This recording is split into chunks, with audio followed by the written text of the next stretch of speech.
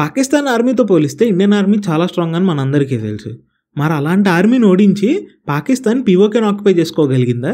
ఇలాంటి క్వశ్చన్ మన అందరికీ ఎప్పుడొకప్పుడు వచ్చే ఉంటుంది. ఈ వీడియోని పూర్తిగా చూస్తే అసలు ఇండియా పీఓకేని ఎలా కోల్పోయిందో మీ అందరికీ తెలిసిపోతుంది. ఎక్కడైనా ఒక ల్యాండ్ గురించి వార్ జరుగుతుందంటే గెలిచిన కంట్రీ ఆ ల్యాండ్ని ఈజీగా ఆక్యుపై చేసుకోగలదు కదా. కానీ మన స్టోరీలో మాత్రం ఇండియన్ ఆర్మీ ఎంత స్ట్రాంగ్గా ఉండి వార్ గెలిచే సిచ్యువేషన్లో ఉన్నా సరే పీఓకేని ఆక్యుపై చేసుకోకుండా ఆపలేకపోయింది. దానికి చాలా రీజన్స్ ఉన్నాయి. ఆ రీజన్స్లో మెయిన్ రీజన్ ఒక పర్సన్ ఉన్నాడు అనుకోండి. ఆ పర్సన్ గురించి ఇప్పుడే చెప్పను. అయితే ఈ స్టోరీలో చాలా ట్విస్ట్లు ఉన్నాయి. వీడియోని కంప్లీట్గా చూస్తే అసలు ఈ స్టోరీ ఏంటో మీకు పూర్తిగా అర్థమవుతుంది. 1947 అక్టోబర్ అప్పుడే ఇండియాకి ఇండిపెండెన్స్ వచ్చి ప్రిన్స్లీ స్టేట్స్ మొత్తాన్ని యునైట్ చేసి ఇండియాని ఫామ్ చేస్తున్నారు. అయితే ప్రిన్స్లీ స్టేట్స్ అంటే ఏంటో మీ అందరికి ఒక డౌట్ వచ్చి ఉంటుంది. సింపుల్గా చెప్తాను చూడండి. అప్పట్లో ఇండియాని బ్రిటిష్ రూల్ చేస్తుందని మీ అందరికీ తెలుసు కదా. అయితే కొన్ని స్టేట్స్ మాత్రం వాళ్ళ ఓన్గా రూల్ చేసుకునేవి. అయితే ఆ రూలర్స్ కూడా బ్రిటిష్ అండర్లోనే ఉండేవాళ్ళు, కానీ లైక్ సామంతరాజులు అనమాట. అయితే అలాంటి స్టేట్స్ కూడా కొన్ని ఉన్నాయి. అలాంటి స్టేట్స్లో ఒకటే కాశ్మీర్ని మహారాజా హరిసింగ్ అనే అతను పాలిస్తూ ఉండేవాడు.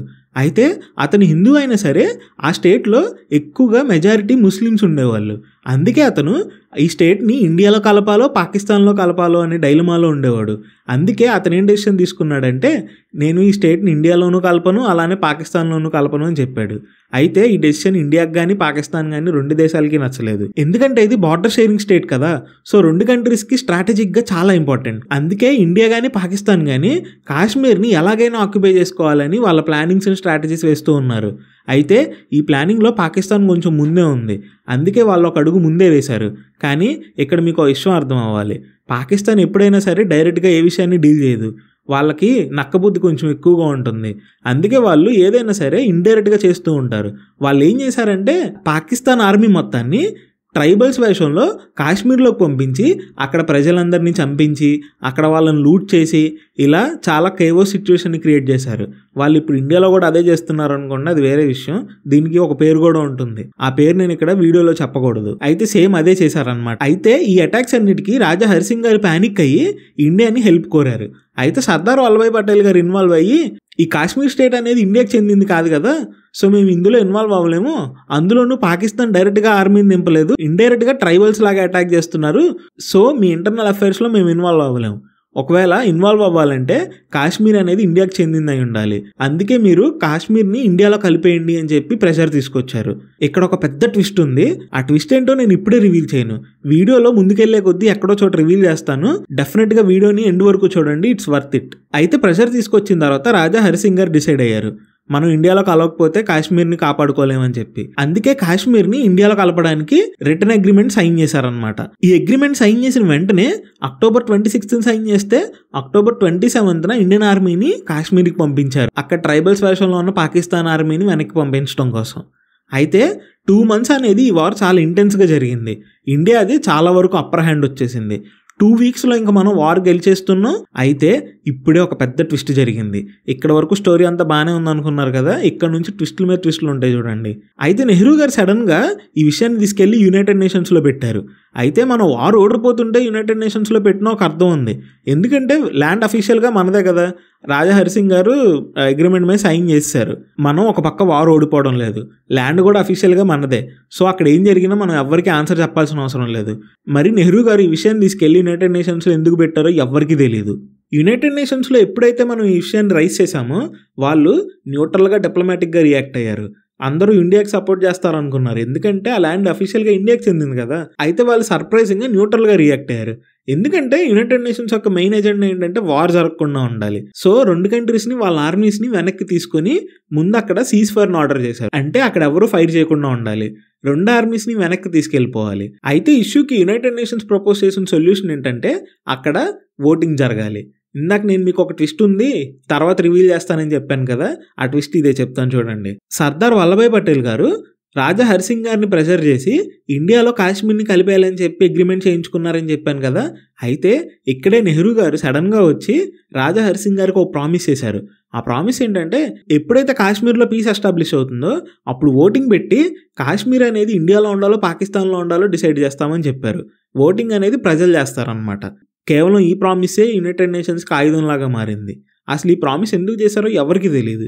ఎందుకంటే ఆర్మీ పరంగా పోల్చుకుంటే పాకిస్తాన్ కంటే మనం స్ట్రాంగ్గానే ఉన్నాం. అయితే అక్కడ రాజా హరిసింగ్ గారు ఆల్రెడీ ప్రెషర్లో ఉన్నారు. మరి డెసిషన్ నెహ్రూ గారు ఎందుకు తీసుకున్నారో ఎవరికి తెలియదు. అయితే అప్పటికే పాకిస్తాన్ 1/3 ఆఫ్ కాశ్మీర్ని ఆక్యుపై చేసుకుని ఉంది. అదే పీఓకే అంటున్నాం కదా. అయితే పాకిస్తాన్ యునైటెడ్ నేషన్స్ ఆర్డర్ చేసినా కూడా వాళ్ళ ఆర్మీని వెనక్కి తీసుకోలేదు. మరి వాళ్ళు వెనక్కి తీసుకున్నప్పుడు మనం వెనక్కి తీసుకుంటే వాళ్ళు సింపుల్గా ఆక్యుపై చేసుకుంటారు కదా. సో మనం కూడా వెనక్కి తీసుకోవాల్సిన సిచ్యువేషన్ రాలేదు. అయితే అప్పటి నుంచే ఆ పీఓకే అనే ప్రాంతం అనేది పాకిస్తాన్ చేతిలోకి వెళ్ళిపోయింది. అయితే ఇక్కడ ఎవరికి అర్థం కాని విషయాలు చాలా ఉన్నాయి. అందులో మెయిన్ విషయం ఏంటంటే అసలు నెహ్రూ గారు ఈ విషయాన్ని యునైటెడ్ నేషన్స్ వరకు ఎందుకు తీసుకెళ్లారు? అయితే దీనికి క్లియర్ కట్గా ఒక ఆన్సర్ అయితే లేదు, కానీ నేను చేసిన రీసెర్చ్లో నాకు తెలిసిన కొన్ని పాయింట్స్ ఎక్స్ప్లెయిన్ చేస్తాను. అది మీకు సాటిస్ఫైయింగ్గా అనిపించవచ్చు, అనిపించకపోవచ్చు, కానీ దీని గురించి మాత్రం ఎక్కువ రీజన్స్ అయితే ఎవరికీ తెలియదు. ఫస్ట్ రీజన్ ఏంటంటే అప్పట్లో మనకి గవర్నర్ జనరల్ బ్రిటిష్ అతను ఉండేవాడు. ఎందుకంటే మనకు అప్పుడే కదా ఇండిపెండెన్స్ వచ్చింది. అతను లార్డ్ మౌంట్ బ్యాటన్. అయితే ఇతను ఫోర్స్ చేయడం వల్లే నెహ్రూ గారు యునైటెడ్ నేషన్స్లో ఈ విషయాన్ని తీసుకెళ్లి ప్రపోజ్ చేశారని చెప్పి కొంతమంది చెప్తూ ఉంటారు. మరి అతను ఎందుకు ఫోర్స్ చేశాడని మీరు అనుకోవచ్చు. అతను ఒక బ్రిటిష్ అతను. అతనికి ఇండియా కానీ పాకిస్తాన్ కానీ పీస్ఫుల్గా ఉండటం అసలు నచ్చదు. ఎందుకంటే ఇండియా పీస్ఫుల్గా ఉంటే వాళ్ళు ఏ రేంజ్లో ఎదగలరో వీళ్ళకి ముందే తెలుసు. అందుకే కదా మన అన్నాళ్ళు వాళ్ళు పాలించింది. మన దగ్గర ఎన్ని దోచుకున్నారు చెప్పండి. సో ఇండియా పీస్ఫుల్గా ఉండడం అతనికి అస్సలు నచ్చదు. సో ఇలాంటి డెసిషన్ తీసుకోమని ఫోర్స్ చేసినా చేసి ఉండొచ్చు. దీనికి ఎవరు ఏం చేయలేరు. ఇంకో రీజన్ ఏమై ఉండొచ్చు అంటే నెహ్రూ గారికి ఇండియా అనేది అగ్రెసర్గా ఉండడం అసలు ఇష్టం లేదు. ఎందుకంటే ప్రపంచంలో మన ఇమేజ్ అనేది ఎప్పుడు ఒక డిఫెన్సివ్ కంట్రీగా ఉండాలని నెహ్రూ గారు అనుకున్నారు. అయితే ఇది మన ఫారిన్ పాలసీస్ని ఎంతో కొంత ఎఫెక్ట్ చేసి మనకు మంచిని తెచ్చింది, కానీ మన అతి మంచితనం వల్ల మనం చాలా కోల్పోయాం. మనకు వచ్చిన బెనిఫిట్స్ కంటే ఇలాంటి డెసిషన్స్ వల్ల మనం కోల్పోయినవి చాలా ఎక్కువ ఉన్నాయి. యునైటెడ్ నేషన్స్ అనేది ఇండియాకు ఫేవర్గా ఉంటుందని నెహ్రూ గారు అనుకుని ఉండొచ్చు. ఎందుకంటే అఫీషియల్గా ల్యాండ్ మనకు చెందిందే. రాజా హరిసింగ్ గారు క్లియర్గా అగ్రిమెంట్ మీద సైన్ చేశారు. ఇప్పుడు మనం చూస్తున్న యుఎస్ఏ, బ్రిటిష్ వీళ్ళందరూ కూడా పాకిస్తాన్కే ఫేవర్గా ఉన్నారు. అయితే మీకు కొంచెం షాకింగ్గా ఉండొచ్చు. ఇప్పుడంటే యుఎస్ఏ వచ్చేసి మనకు సపోర్ట్ చేస్తుంది, కానీ పాకిస్తాన్ని పెంచి పోషించింది మాత్రం చాలా వరకు యుఎస్ఏనే. ఈ విషయం చాలా మందికి తెలియదు. అక్కడ ఆర్గనైజేషన్లు పెరుగుతున్నాయి అన్న దాన్ని పెంచి పోషించింది కూడా యుఎస్ఏనే ఒక టైంలో. ఇప్పుడంటే చైనా వచ్చి పాకిస్తాన్ని స్పాన్సర్ చేస్తుంది, కానీ ఒకప్పుడు యుఎస్ఏనే. అయితే నెహ్రూ గారి యాక్షన్స్ అనేవి ఎవరికి అర్థమయ్యేవి కాదు. మన ఇండియన్ ఆర్మీ జనరల్స్ కానీ, సర్దార్ వల్లభాయ్ పటేల్ కానీ ఇలా చాలా మంది నెహ్రూ గారిని చాలా ఫోర్స్ చేశారు. పాకిస్తాన్ అలాగో ఆర్డర్స్ని ఫాలో అవ్వట్లేదు కదా, మనం ఫాలో అయితే వచ్చేది ఏంటి చెప్పండి. సో ఆర్మీని ముందుకు తీసుకెళ్లి పీఓకేని వెనక్కి తెచ్చుకోవాలని చెప్పి చాలా మంది ఫోర్స్ చేశారు. కానీ నెహ్రూ గారు దీనికి అస్సలు ఒప్పుకోలేదు. ఎందుకు ఒప్పుకోలేదు అనేది మాత్రం నాకు ఇప్పటికీ అర్థం కాలేదు. ఇది వేరే విషయం. ఆయన అప్పుడు చేసిన తప్పు వల్ల మనం పీఓకేని ఇప్పటికి కూడా వెనక్కి తెచ్చుకోలేకపోతున్నాం. అయితే పీఓకేని ఇప్పుడు గవర్నమెంట్ అనుకున్నా వెనక్కి తెచ్చుకోలేకపోవడానికి చాలా కారణాలు ఉన్నాయి. అలాంటి కారణాలన్నిటితో నేను ఆల్రెడీ ఒక వీడియో చేశాను. మన ఛానల్లో ప్రీవియస్ వీడియోనే ఉంటుంది, చెక్ చేయండి. ఇండియా ఒకవేళ పీఓకేని వెనక్కి తెచ్చుకోవాలంటే ఏం చేయాలి, ఎలా ప్లాన్ చేసుకోవాలి అనేది నేను నా నెక్స్ట్ వీడియోలో ఎక్స్ప్లెయిన్ చేస్తాను. మీకు ఒకవేళ ఇంట్రెస్ట్ ఉంటే ఛానల్ని సబ్స్క్రైబ్ చేసుకుని ఉంచండి.